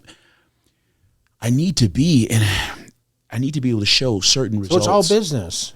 Well, yeah. And honestly, I think that, to be very honest with you, I think my entire career, it was business when it came time to getting in the gym and training. Granted, there may be some times where I felt good about it, but more often than not, it wasn't a question of how I felt or feeling good, because it's always uncomfortable. And you know, the time that you're training, it'll be that time that you finally got it. I got my headphones on. You know what? I don't feel held back by my age or these other things that I kind of just have to manage my own mess in my mind to leave me alone long enough so that I can do this thing that I know that I need to do now. I have to focus. If I don't focus my thinking just to allow me to get this rep done, this set done, chances are all these things are going to start pulling at my concentration. And before you know it, I don't even know why I'm here. I will miss my opportunity to train today. And by the time I get out of here, I'll have 8 other things that I'm supposed to do. There'll be 15 other calls that I missed. And it's like, what am I doing with my life? This training thing is important to me. He just answered my question without realizing he answered my question. What's that? The brain has to shut off when you're in that set, bro. When you're doing those 10 reps, you're thinking about that weight moving, and you're thinking about, okay, no injury. You're thinking about, okay, am I contracting my chest or contracting the biceps? You're not thinking about The stresses. the appointment. Yeah, that's true. That's true. That's true. That's your safe spot. That's my safe spot. When I get in those sets, all I think about is, okay, I'm going to get through this without injury. I'm going to get to 8 to 10 or 12 reps. And what am I going to get out of it? What's the result? You do shut off. But is it hard to get yourself motivated to drive your car to the gym? And you're going 7 days a week. Are you crazy like me? I'm doing 7 days a week. I do some sort of workout 7 days a week. I believe that there's an important part of this relief effort that comes from doing that. I got to sweat. I got to get in that pathway where it's my breath, and with that, my ability to get my heart rate up, circulation, oxygen to my brain. Whatever the science is that needs to be described to support it, it has to happen in order to be healthy, or in order for me to feel like I'm doing what I'm supposed to do each day to help me be healthy. Yeah. You train 7 days. Yeah. Unless I'm traveling. But you travel a lot, so. Yeah. But see, that's the thing too. Because now even with that, you can show up to a place and, hey, I saw you were a champion in my favor many, many years ago. I used to think you were awesome, and now I see you today and I don't know, you're not as tall as I thought you should be. You know, are you out of step with what my unrealistic expectations may be of you? And I think you kind of carry that sometimes, you know. I think to train, to get that done, a lot of times just to get it done, there's a whole lot of stuff that's going on that a whole lot of battles that have to be that have to be won in order to even get there and to do it. And I don't think that I can say that it's gotten easier for me, you know. If anything now, I really do think that there are times when it is work to go. I can't be led by my feelings. I have to, you know, this is a deliberate effort. I think the ability to tap into what feels like the champion mindset application for me is doing it even when it doesn't feel like it's comfortable. And most oftentimes it's not comfortable. It's just not. For him too. He hates to work out. I used to love it, and after I needed shoulder surgery, it's very painful to work out now. My arm only goes as high. I feel like I'm 20 years old. Yeah, I feel all of my gym. joints. Yeah. There's no restrictive anything. Yeah. That right there that you just showed me, man, that is. But you know what though? I still 5 days a week, I still go. And it, it's hard on your ego because you remember how you once trained and now you can't. So sometimes, even when Jay and I would train, I'm like, damn, I feel like a pussy. I can barely grab these dumbbells where this was a warm up before. But you're just part of life. I don't. I'm weak, man. Weak.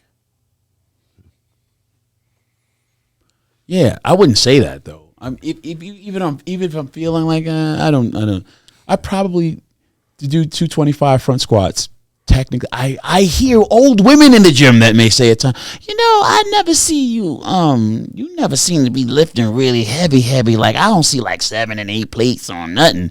And it's like, nah, but I feel like I feel great with what I'm doing. My joints do not hurt. There was a time when my joints felt amazingly uncomfortable. Even when I was like really, full throttle, feeling like a voodoo doll. I was just in pain. Yes. We don't do that these days.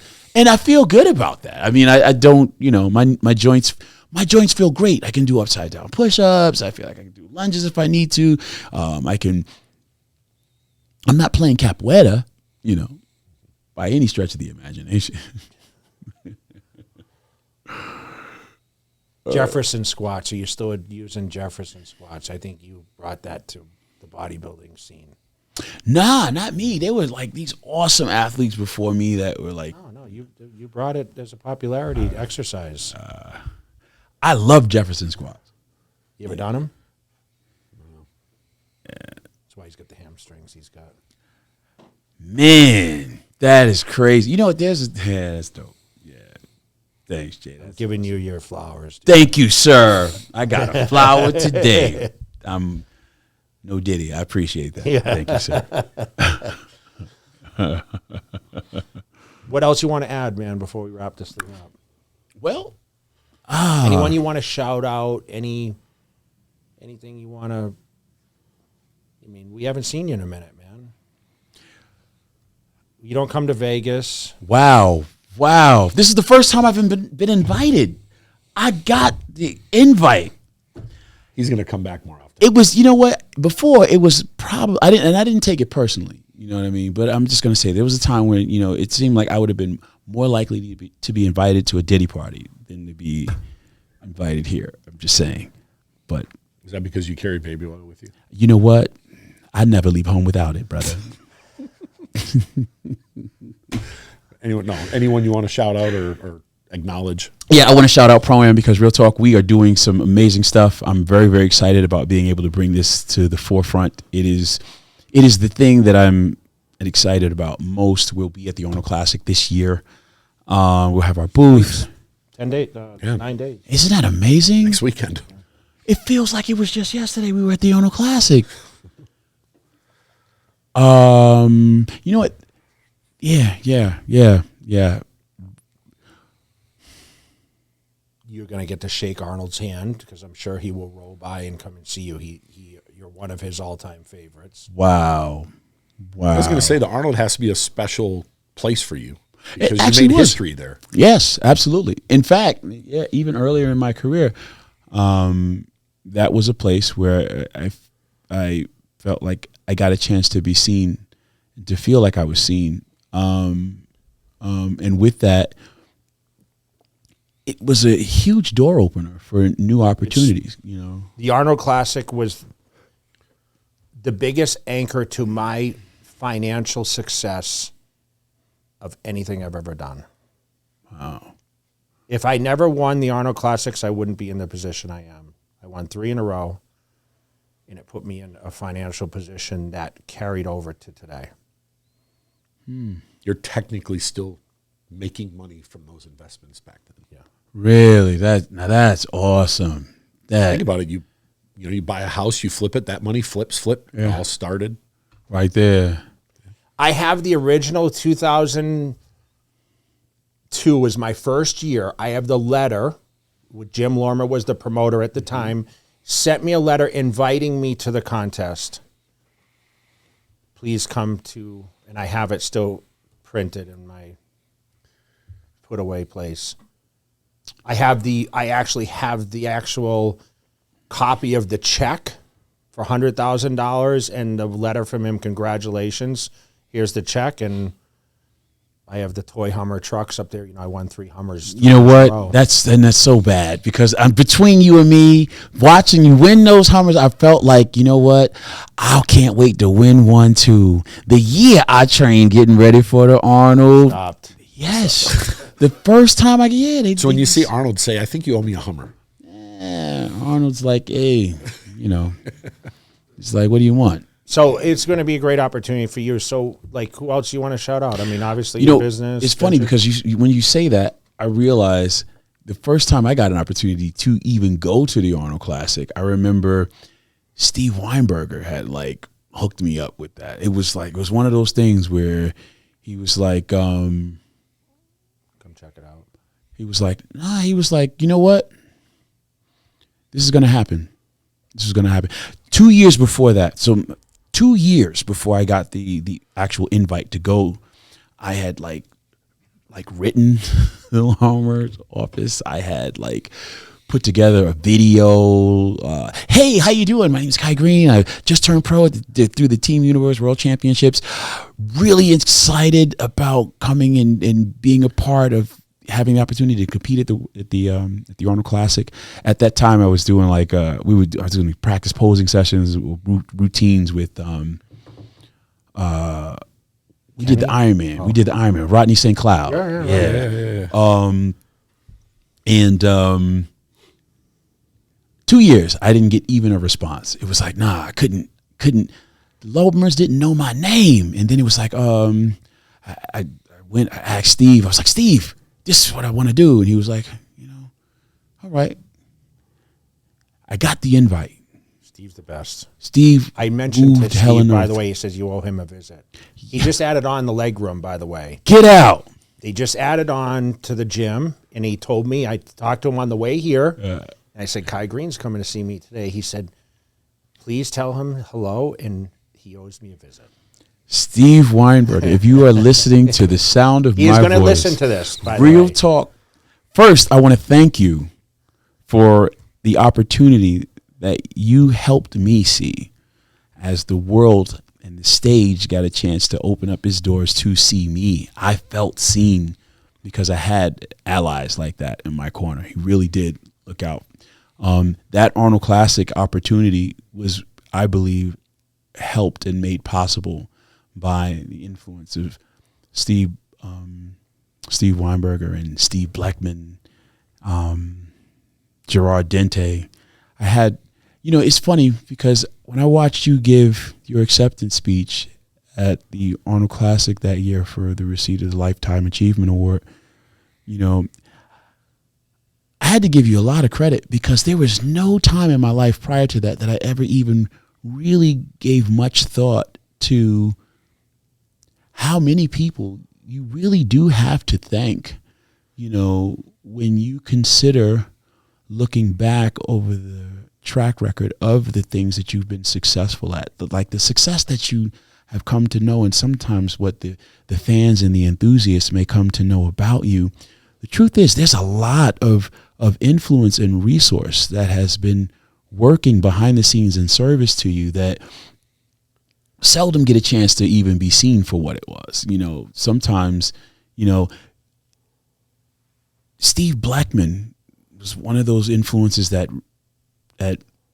when I was just getting started in the sport and, you know, getting ready for the shows, but I didn't have like an advocate, didn't have hey, you need to check this guy out. You know, he gave you a great visibility. Yes, he did. He did. He did.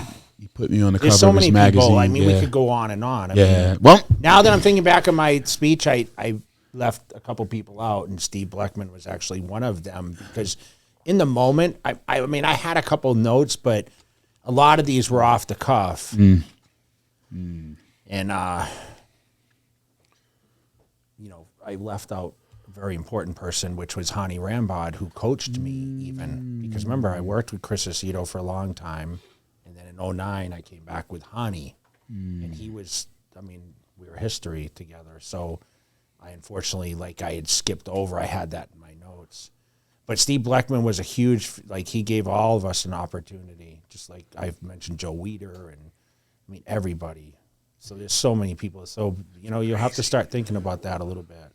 That's crazy. You're right. Joe Weider gave me a great opportunity too. He had me come out to L.A. I got a chance to go to the Weider headquarters. I got a chance to do the standing with the Master Blaster. Yeah, before, honestly, his health went down. Yeah, like, you know, he mentored me a lot. Early on. Eras of bodybuilding. Yes, yeah. Whatever happened to the headquarters? Do you remember anything that about Closed but the stuff? Remember all the I don't know. They talked about doing a museum at some point, but I just don't know where it's at with that. Like a Joe Weider museum. Remember the statues that he used to have? You should have seen his house. I've been to his home and he had art. He was a huge art collector. I mean, he's the godfather of bodybuilding, you know, if it wasn't for Joe. Yeah, that's right. You know, and today I feel like the Olympia, it's called the Mr. Olympia, but it's still Joe Weider's Olympia. It still was his discovery, his creation, he sat with Larry Scott in that beer, that Olympia beer, which I have in my office, by the way. Mm-hmm. And he said, I want to name it the Olympia. The story behind everything. Just like you talked about the Conan and all that. He had a huge opportunity for all of us. So, you know, it's just, listen, it's great that you're able to come here and kind of give us a little more insight and obviously talk about what you've going on. I'm excited to see what you're going to do here in the next 6 months, 12 months. I hope we get to see you more often because I feel like we haven't had a chance to connect in years. Yeah, it does feel like that. We were in Dubai posing in front of the that was like Khalifa. At the it was in front of the 7-star. What's that called? Burj Al Arab. Yes. Burj. Yeah, you and I posed. I remember that was what like, year was that? 16 or 17? 17. 17, you're right.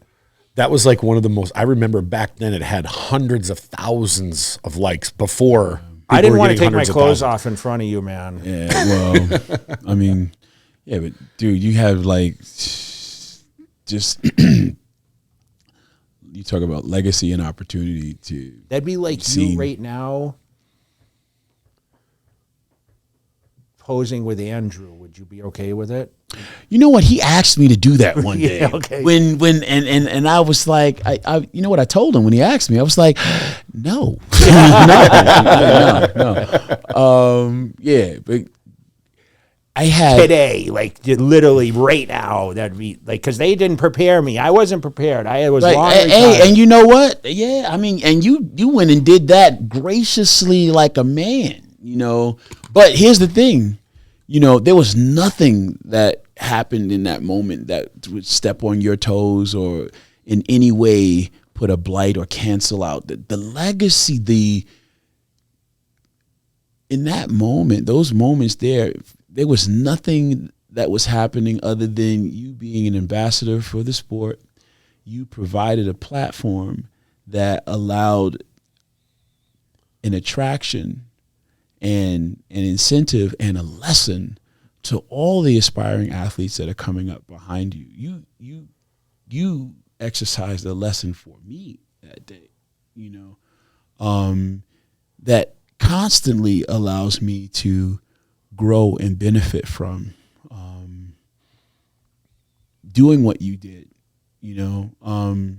A lot of people probably wouldn't understand what I'm saying. Now is your time, man. Well, at that time, and here's the thing. Yeah, you know what? I remember being a teenager, and I was backstage at the Teen Nationals, and I remember Porter Cottrell guest posed that year. And Dave Lieberman did too. Yes, he did. Dave Lieberman. Shout out to Dave Lieberman. Yeah. That's right. I saw him recently. Yeah. Porter Cottrell. I saw him. At the time, fan. People don't know who Porter Cottrell is. Do you know who Porter Cottrell is? He was a fireman. That's right. IFBB Pro. He was unbelievable. He won a lot of shows. He won a light heavy as a pro card. From Texas. Wasn't he from Texas? He was from Kentucky. Kentucky. Yes. Louisville, Kentucky. Yes. Yeah. He has the Flex magazine cover with the fireman's uniform on. With the so you saw it. ripped. I mean, at the time, he was like, whoa, he's the guy. That's right. He was winning everything then. He walked past us, and I remember asking him, "Mr. Cutler, can I take a picture with you?" And he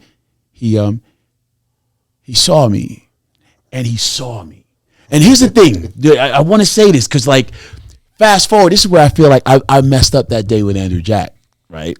Because he saw the hope in my eyes. All I was going to do was take a photo standing next to Porter Cutler. And back then, you know how you had to do? You had to open up everything and just like, and I'm taking a picture next to the IFBB Pro Porter Cutler. Can I look bigger than Porter Cutler? Can I? And I was there. I was in that moment. I'm a teenager. Porter Cutler, he saw that, and he just turned to the side, right? and now, when you took the photo, I'm standing straight, right? Porter Cutler's to the side, right? He's thick as hell, but he turned to the side. What all of my friends saw when I showed them the photo, this is me and Porter Cutler, IFBB Pro Porter Cutler. Did you see him? Don't I look bigger than Porter Cutler? And my friend said, yeah, Kai, you do. Maybe you can be an IFBB Pro one day. And it was like, I believe it. I see it. Fast forward, I realized Porter Cutler at that time, he saw it too. And what he did was, when he had that moment of opportunity, He gave you your moment. He gave it to me. Yeah. And you know what he did by doing that? I was inspired. I was willing to act. I believed more now. He, in that attempt to do what he did, he gave more encouragement, inspiration. Dream. Let me have it. Let you dream. Yes, he did. He did just that. Yes, he did. And you know what? He paid it forward. Oh, shit. I spent years looking at that photo. I had the photo. I put it up on my wall. For years, just being inspired with the belief. There were times when I felt like, maybe this thing's not going to happen. Maybe I'm never going to turn pro. Maybe. And it was like, I saw that photo. I was like, yeah, but. And I believed harder. I believed more. And basically, he gave a lot of encouragement just by doing what he did. Yeah. That gesture was a demonstration of humility, and he paid it forward. Fast forward. Anytime somebody does that, anytime you do that as an athlete, passing it forward, you weren't standing there competing. That day that happened, you weren't competing. You were there as an ambassador, being the steward, elder statesman. The eldest, not calling him old, but definitely, and that was the right thinking role of responsibility of an esteemed steward in this sport to do. This is why I'm saying to you, it was a huge opportunity. You know what I mean? But to give me that lesson again. You know what I mean? This is why I feel like, but now when I look back and I feel like, I don't think Jack, I'm sorry. Andrew had Have you spoke to him since? We laughed about it. Okay. We've laughed about it. He's just a really cool guy. But every time I see that, I am reminded of, yeah. And just as you said, hey, would you take off your shirt? And it's like, probably not right now, But yeah, whether or not I should be able to do that. I didn't want to, Kai. I'll be honest. Were you with me? No. That was the one year I didn't go. Yeah, I didn't want to, but I did. And it made history. Yeah. A lot of good memories. Yeah. But the moral of the story is just pay it forward in life. Yeah. It doesn't even have to just be a bodybuilding thing, because you never know the journey that person had, the footsteps, and what it took to get where they are in life. And it doesn't have to be a bodybuilding thing. Yeah, true. Just in general. Just you've pay it impacted forward. a lot of lives, dude. So we're glad you came out to express a little bit of your greatness on the podcast. Oh, thank you. Thank you for the opportunity. I appreciate we need you to come out to Vegas more, though. That's what's up. Yeah. I got to give a shout out. He wouldn't be very good at breaking down the shows, though. Because he's not going to give an answer. I know. He doesn't want to give an answer. That's not true. That's That's not true. I think there's a way to do that. He doesn't want to hurt feelings. Well, I get it. There's something to be said for the role of responsibility that you accept. So if you are a judge and you're sitting there in the judging seat, then, if you decide to do that, then you should wear the full armor of that garment. Yeah. You know what I mean? But if that's not what you identify yourself as being, if I'm not in the judge's position. If someone were to ask me, hey, so what do you think about this guy? Yeah, I would want him to have every opportunity to want to advance just as I would. I would want the same thing for him that I would want for myself. And when it comes to speaking responsibly, about criticizing his physique, maybe I should be looking at that first. Maybe I should take some time, make some notes, because when they hear you, you can hurt or inspire, you can encourage, or assist in the attempt of destroying. I think you can be responsible. You know what to do. You commentated the Arnold one year. I came into the set one time. Yeah. But with that, as I said, I came into that with the expectation of doing that. So, I had some notes. I had some things to try to be more responsible about how you say it, your delivery. Yeah, because if you just, they're like, well, I think this guy's shit. And it's like, well, why are you saying that? Well, he's taller than me. When he got on stage, his shoulders are wider than mine. And my girlfriend lost her mind. I saw her. I saw it out the corner of my eye. I saw her. She looked. Yeah, I ain't like that. He sucks. I'm just kidding. I'm jealous like that. But you know what? I want to give a shout out to Oscar Arden. Oscar Arden, real talk. It's been like a million years. I'm very, very thankful for the work that I was able to do when working together with you, George Farah. There are people behind the scenes that have been very, very, very, very influential beyond belief. Even just helping you with those moments that the world can't see. If they saw it, they'd probably look at you and be like, think something's wrong with you. Those moments that you got to hide and you should hide. I do want to thank those people that were there at the times when I needed it most, in ways that are probably the hardest to say publicly, but were very, very helpful, because they chose to be, and they made a difference, So yeah, I guess I just said that on the air. It's good. Yes, I feel a little bit lighter for doing it. Thank you. Appreciate you, bro. Yes, We're out. We're out of here. So I really can't touch none of these.